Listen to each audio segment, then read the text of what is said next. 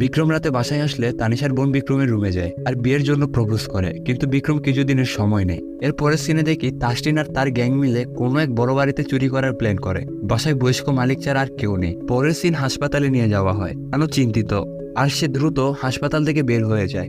এরপরে তানিশা আর নিধির মোবাইলে একটা মেসেজ আসে, যেখানে আনুর একটা ভিডিও ছিল। বাসায় গেলে আনুর বাবা মা আনুর থেকে মোবাইল নিয়ে নেয় এবং অনেক বকাঝকা করে আর তাকে রুমে বন্দি করে রাখে। পরের সিনে নিধির স্কুলের একজন মেয়ে গিয়ে নিধির মাকে সব কথা বলে দেয়। মেয়ের এই অবস্থা তা শুনে কোনো মায়ের মন শান্ত থাকে? আচার হলেও তার সন্তান।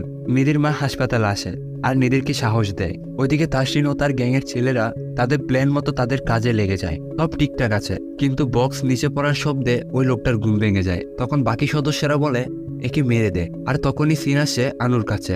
এটা সেই সিন যে সিনটা মুভির শুরুতে দেখানো হয়েছিল।